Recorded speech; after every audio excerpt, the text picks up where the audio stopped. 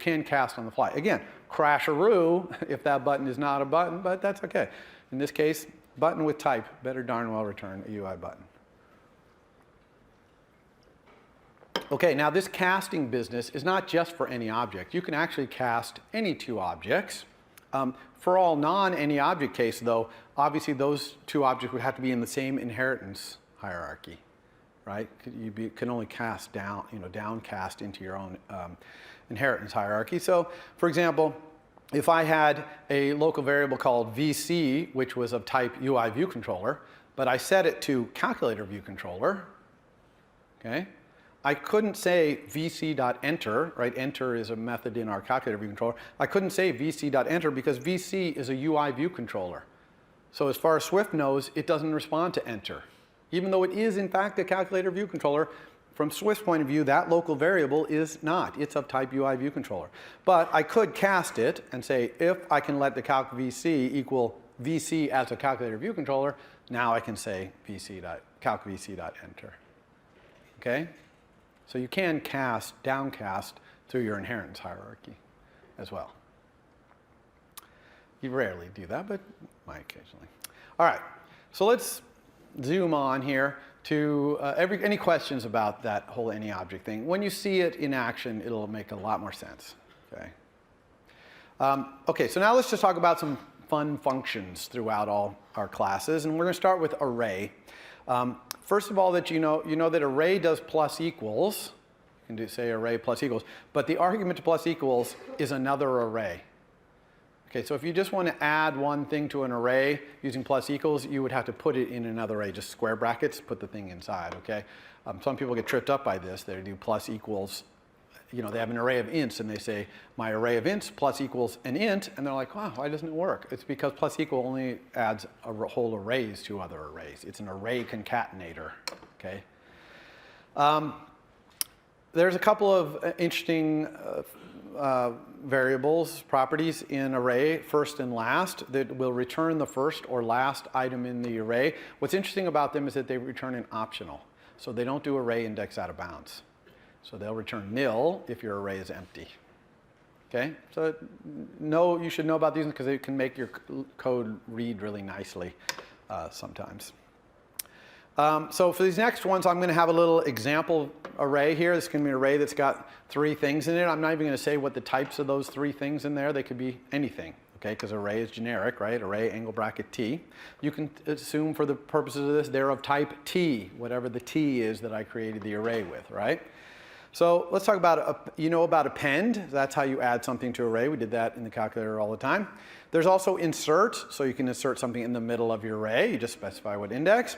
There's also splice. Okay, splice will take another array and splice it into the middle of your array.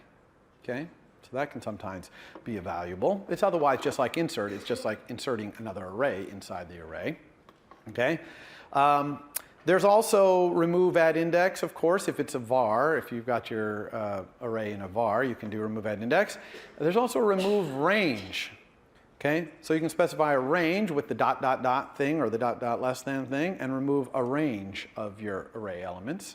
And there's also replace range. And when you replace a range, the thing you replace it with doesn't have to be the same length. So I can have an array and replace a range that spans 3 things with something that is 6 long and it'll make my array longer. Okay, so I can replace range. There's also sorting. You can sort an array. This sorting method in array takes 1 argument, and that's just a function to determine whether 2 things are ordered before each other or not. Okay, so it's going through the array and putting everything in order. It needs to know, it picks out whatever sort it's using, quick sort, or I don't know what sort it's using in there, but it needs to be able to compare things. So you just provide a function that does comparison, and usually you're going to do it with a closure just like this. You can see this is kind of the default sorting, assuming that this type can just be compared with less than. I would just say a.sort, closure, $0 less than $1. Make sense? And that's going to return yes if $0 is less than $1, and that's what sort wants to know. And it's going to call that closure repeatedly, okay, as it's going through doing its quicksort or whatever. There's also another one called sorted. Sort, this is an in-place sort, right? Sorts the array in place. Their sorted will return a new array that is sorted. Okay, a copy of your array sorted. More array methods. Okay, so these three are pretty cool. This one's called filter. So filter will give you a new array with all the undesirable elements filtered out of there. And the way you specify which ones are all undesirable is with the argument, which is a function that just returns a bool, whether something's undesirable or not. Make sense?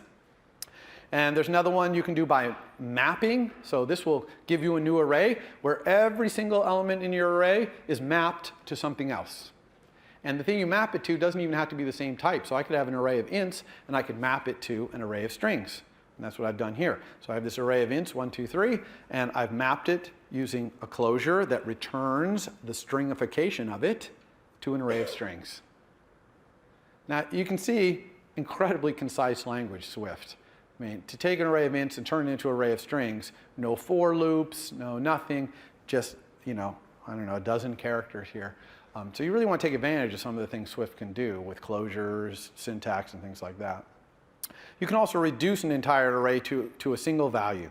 So this one takes an argument which is the initial value you want to start with, and then it just takes a function that takes the value so far and the next element in the array, and you return what the combination is. So you're just combining, combining, combining. So for example, if you wanted to add it up an array, you could say 1, 2, 3, dot reduce, start with a 0, and then my closure is just going to add the next element, which is the $1, to so far, which is $0. Okay? All right, string. So string is a little bit complicated. I can tell by the way already I'm not going to get to the end of this, so we'll finish this next Wednesday on this whole slide package here. But so string is complicated when it comes to indexing, you know, creating substrings and stuff like that. A lot of people are like, oh, I can't even figure out how to make a substring of a string. In Swift, it's so complicated. But once you understand that strings are made of Unicode characters, and when you get a substring, you actually don't want a substring of Unicode characters. You want a substring of Unicode characters that are on glyph boundaries. A glyph is something you perceive to be a character. But in Unicode, it could be multiple characters making up one glyph. For example, an accent. So, you know, a lot of European languages, there's accents. Okay, maybe you know, in French you have accent aigu, right, which is the forward-going top slash. Well, that could be two Unicode characters, E and the accent character. So two characters makes what you perceive to be one glyph. So you can't index into this string, which is an array of characters. That's what a string is. A string is an array of, essentially internally, a collection, ordered collection of Unicode characters. You can't really index by int, or you might be halfway through the accent aigu, and you're getting, you know, either the accent aigu or the E, but not the character. So instead, strings are indexed by this other type called string.index. Okay, now how do you get a string.index? Okay, well, yes, it's saying here. Okay, so you get a string.index by getting the start index of the string. That gives you a string.index that points to the first character of the string. And then you advance it forward however many times you want to go. So in other words, you have to look through the characters so that it'll jump over E accent aigu, both characters, to the next one, you see? So you do that with this function. It's not a method in string. It's actually just a function, a global function called advance. And you give it the index, okay, and you tell it how many times you want it to move forward, and it will give you back a new index. So here's an example. I have a string that says hello. Okay, I want to get the index of the L, the first L. Okay, so I say let the index equal advance the start index of that string, go forward 2. Okay, so now it's pointing at the L. It went forward 1 to the E, now forward to the L. And again, if it was E accent aigu, it would have gone forward 4 Unicode characters, but only 3 to the third glyph as you perceive it, okay? So now that I have a pointer to that L, I could use, for example, a nice string function called splice. So splice is just like the splice in array. It will splice a string into the middle of another string, okay? And I'm going to have it splice at that index, and that's going to make it be HE ABC LLO. Splice the ABC right into the middle there, okay? So the start index is the magic behind making that work. Also, if I got two local variables, start index and end index, which I made by taking advance of the start index by 1 and 6, so this is going to be, I want to be from index 1 to index 6, then I could get a substring. And I get a substring in a string exactly the same like in an array, square brackets, string, square brackets, but inside that square brackets goes a range, and the range, the dot, dot, dot thing, has to have a string dot index on the left and a string dot index on the right, not ints. Okay? So here I got a string dot index by doing this advance for the left and a string dot index on the right, and so the substring will be EABCL, because I went from index 1, which is the second character, index 0 is the first, or to index 6, not including index 6. Okay? Everyone understand string dot index now? It's all about advance. Okay?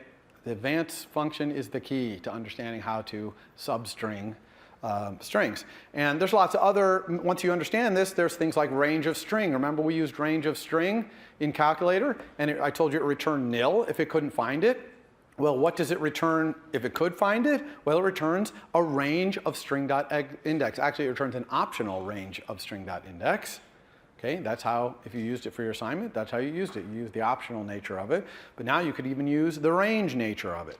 So for example, if we wanted to get the whole number portion of a string that had a number, so I have, let's say, 56.25 as a string, I want to get the whole number part, I could just say, find me that decimal point, okay, and that's going to return a range, if it can find it, if there's a decimal point in there, it's going to return that range. And I'm going to grab the part from the num's start index. You see the num is the number, its start index, all the way to where the decimal is, not including the decimal. Okay, now I got the substring, which is the whole part. Everybody cool with that? So substringing and string is actually, once you understand this whole index thing, pretty powerful. We could even remove the whole number part, okay, just by using remove range of that same range, not start index to the decimal range. Or we can replace the range with other things, etc. Okay, so there's a lot of string methods there for doing that, and they're all based on that string index. Okay, other string methods, I'm going to start blasting through a lot of this. You can look these all up in the documentation. Some of these it actually gets from NSString, which I'm going to talk about in a moment. You can see that you can find the end index. There's that join I talked about before. Notice that there's two int, but not two double. Why is there two int in string and not two double? Anybody have an idea why that is? It's because when you convert to a double, you have to specify things. How many significant digits do you want? How many digits after the fraction do you want? Things like that. And so there's really nowhere to specify that. It would have to be two double with a whole bunch of arguments to specify how you want to do that conversion. When you convert to an int, there's nothing inside. You just convert it to the int, right? To a whole number. So, but notice that toInt does return an optional int. That's because if you say toInt, if you send that to hello, it's going to be nil. Okay? So, string methods. All right. Okay, there's kind of a hidden bunch of methods that you don't even know about, which is conversions using init. So, for example, if I had a double and a float, I could say let x equal int of that double. And I just basically created a floor and turned it to an int. So I converted it. So you convert things and convert them from one thing to another. It makes total sense with the number values like ints and floats and things like that. And you're going to see CG float next week. That's another kind of floating point number. And you can convert using, there's no toInt or anything. You just create a new one with the initializer. Okay, so the numbers. But you also might be surprised, actually if you read the homework carefully or the reading assignment, you saw this, is that you can convert arrays and strings using these initializers. For example, you can say array of a string, so create a new array, and the initializer's argument is a string, and it will return you an array of all the characters in that string, right? Unicode characters. Or vice versa, you can have an array of Unicode characters, right? And it will, and you pass that to strings constructor, and it'll return a string with those things zipped up. Okay? So there's kind of a hidden thing there. Notice that you can't do string of 52.5, but that's okay because you have that backslash open parentheses thing to convert floats to strings. Okay? You can do string of 52 though, because it has toInt. It kind of knows how to do that. All right, assertions. So assertions, really valuable debugging aid. They basically take a closure as the first argument. It's an auto closure, which means you don't need the curly braces. It's kind of a funky thing, okay? So the first argument is what would be inside the curly braces of a closure. And the second argument is some string that's going to be printed out on your console, because assert, if whatever that thing that was in the auto closure evaluates to, if that's not true, okay, because you're asserting that that's true, then it's going to crash your program. Okay, and print that message out. So it's a great way to make your program crash when things that should be true aren't.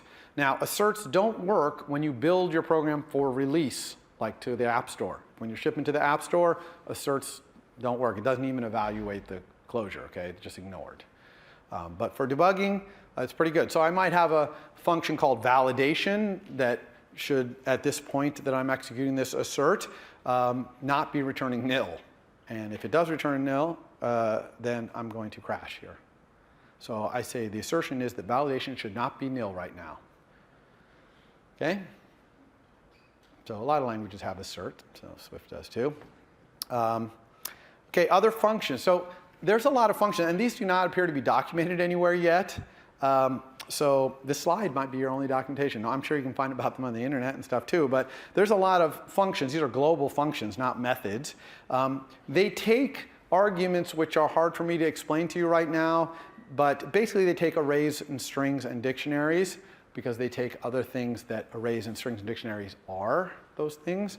But you can look through this list, kind of interesting things. I can combine it with the thing I was talking about at the end there, with the string, passing an array of characters. I can actually take a string, call reverse, which returns an array of the characters reversed, and then call string to push it back and create a string again.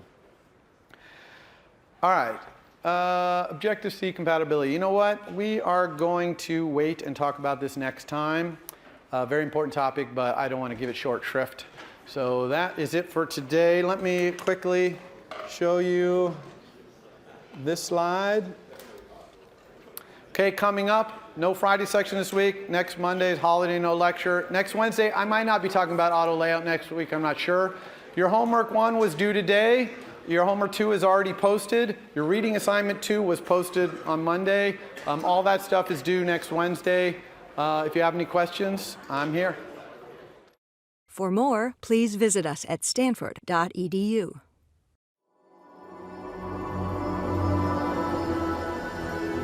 Stanford University.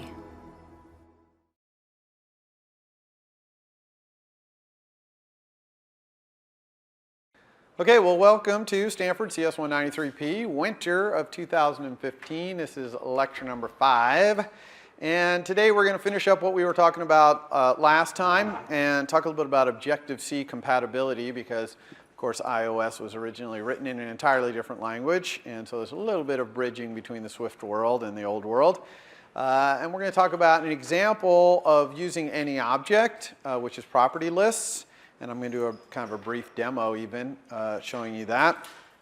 Then we're going to move on to a completely new topic, which is views. So views are how we draw and how we handle touch input in our UI. And so we're going to go over that, and I'll be having a demo for that as well. So I'm going to blast through these slides pretty quick. As usual, the demonstration is probably a little more elucidating than some of the slides, because when you see it in action, it's a lot easier to understand. Okay. So Objective-C compatibility. So virtually all the iOS API, this API that was written over the last however many years in Objective-C, is available from Swift, and you can't even tell the difference. Okay, it's just kind of automatically made available. And when they designed Swift, they went to a lot of trouble to make sure that it could be done in a very compatible way, so that all of the iOS API would work just fine in Swift.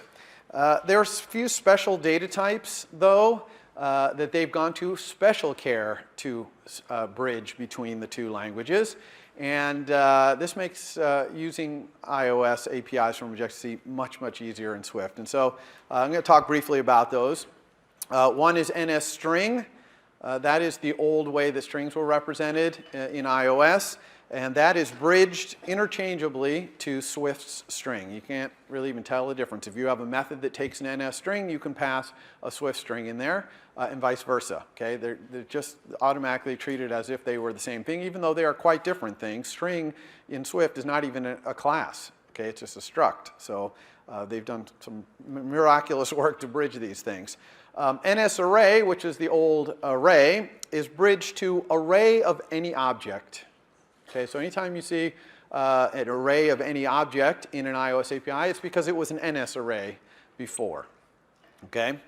Then NS dictionary is an interesting one. It's bridged to dictionary where the keys have to be subclasses of NS object and the values are any object. Okay? Now, you might think, oh, that's going to be a problem, and I'll explain a little bit why that's not in a moment. And then, of course, int and float, double, bool, they're all bridged to NS number. We talked briefly about NS number. We talked about the NS number formatter and all that. So NS number was the old Objective-C object that just meant any kind of numeric value. And so anything that used to take an NS number, you can pass a double or float or int in there, and it'll just work. Of course, coming back the other way isn't automatic because it doesn't really know necessarily what you want. But you can use the methods like double value or int value, like we use double value in the calculator. And of course, int and float and double are also bridged to the C types, int, float, and double. So you had an API that takes an int, a C int. It'll be bridged to take the capital I Swift int. So this stuff all just works completely automatically, and you don't have to do anything, and it just works. However, if you want to be explicit about the type, you can cast. Okay, so it is perfectly legal to cast a Swift string to an NS string, and it will always work, so you don't need as question mark. Okay, it's all 100% guaranteed cast.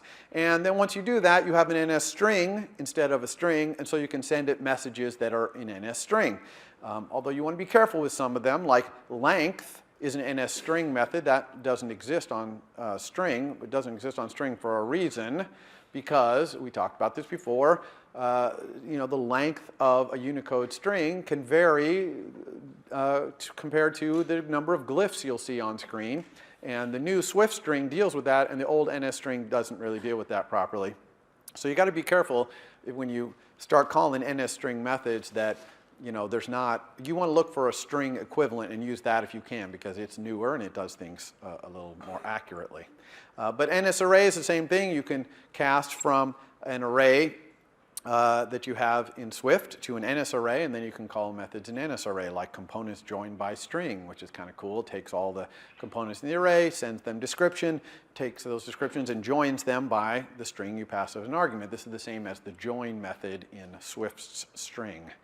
Okay, so you can look at the documentation for string and a string and NS array, but pretty much all the things you can do there, or most of them anyway, are available in the Swift versions.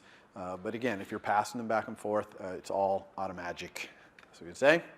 Now, you might get a little concerned about dictionary because dictionary, the key has to be an NS object. And of course, we know that string and array and dictionary in Swift are not even objects. Okay, they're not any object, or they're not an NS object for sure. But you can still pass them anywhere you want to pass an any object or a subclass of NS object because they are bridged to classes that inherit from NS object, because NS string, NS array, and NS dictionary all inherit from NS object. So that means strings, Swift strings, can be the keys in a dictionary, an NS dictionary, even though it requires NS object, okay? And of course, all three of them can be the values, because even though they're not really objects, they are structs, they are bridged to things that can be, okay? So it is okay to pass a string or an array to any object. You won't even notice this bridging 99% of the time. It just happens automatically, but I just wanted you to know that that's going on, so you don't get kind of confused when you start seeing NS string, NS array, what's going on. Okay, they're just being automatically bridged for you. All right, so we talked about any object last time, and I'm going to talk about a use of any object, which is called property list. So property list is not a type or anything like that. It's just a term that we use, and the definition of that term is it's an any object. A property list is any object that is known to be, behind the scenes, one of those 6 classes. And a string, an array, dictionary, number, data, and date. Or bridged to with Swift, okay? So why do we define this property list thing? It's an any object. It's kind of unwieldy because you have to do a fair amount of casting, ising, and asing, because any object, of course, to use it, we have to kind of cast it. And so why do we have this thing? 2 reasons, really. One, property list is used to pass data around blind. It's like a cookie, right, in a browser or something. It's kind of this just bundle of data that only the creator of it knows how to interpret it, because only they know what strings, arrays, dictionaries, and stuff are in there.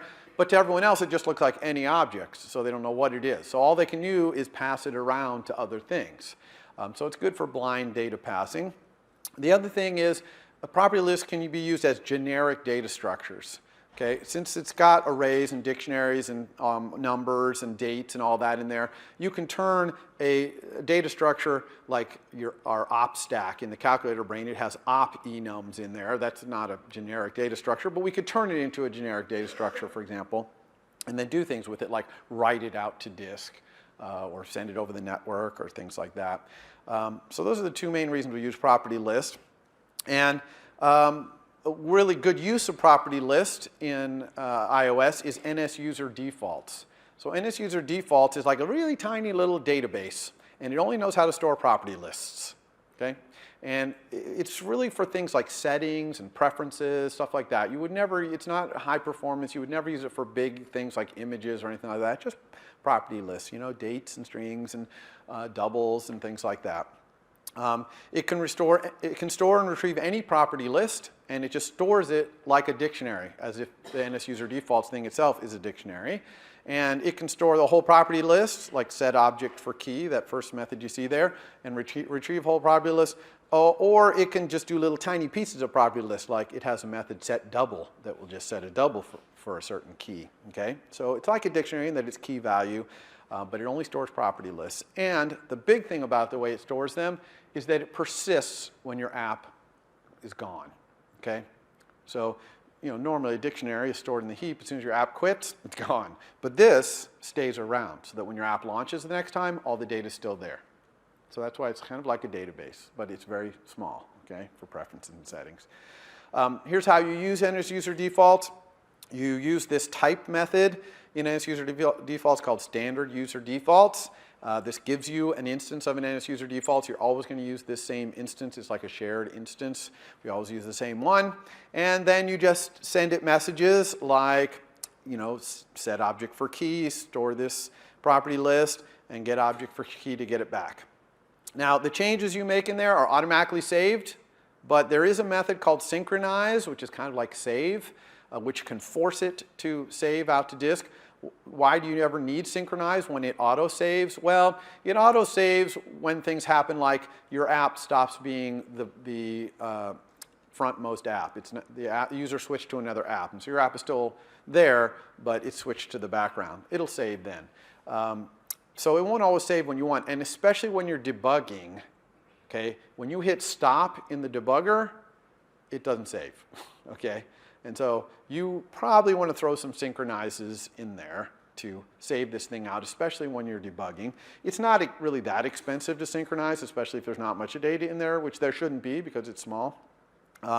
So you can't hurt too much to throw them in there. Okay? And yeah, synchronize returns a bool, whether it failed or not, but if it failed, there's not really much you can do. So a lot of times people don't even look at the return value of synchronize. They just synchronize and they pray. But it's only not going to save if like the disk is full or something, which virtually never happens. So. All right, so I'm going to do a little demo here, show you a little more about property lists and also any object, because you've never seen any object in action. And what we're going to do is we're going to add a property to our calculator brain, which gets its program. Okay? So our calculator brain has a program, especially your versions where you added variables to it. It's got this kind of program. It's almost like a little computer program, and you can execute that program, set its variables. It's great. So it'd be nice if we could get that program. But we don't want to reveal our internal data structure, and there's nothing anyone can do with that program. So we're really just getting it as a cookie, and the only thing you can do with it is give it back to the calculator brain or another calculator brain in the future, and then say evaluate. Okay, so you see the value of having this? It's basically getting the program out of the calculator brain and set it back. But we're going to return it as a property list. It's going to be any object. People are going to look at this var, and it's going to be of type any object, and all they can do is get it and then set it back. Okay, so what would that look like? Let's go over here to our calculator. So I've gone much bigger font here. Hopefully everybody's this big enough. Yeah? Okay. All right, so this is a calculator as I last left it. It doesn't have your enhancements to it for the variables. And I'm just going to add a var here, a public var, okay, called program. And it's going to be type any object. But I'm going to put a comment here that says guaranteed to be a property list, so that callers know that this is a property list. So for example, they could put it into NS user defaults.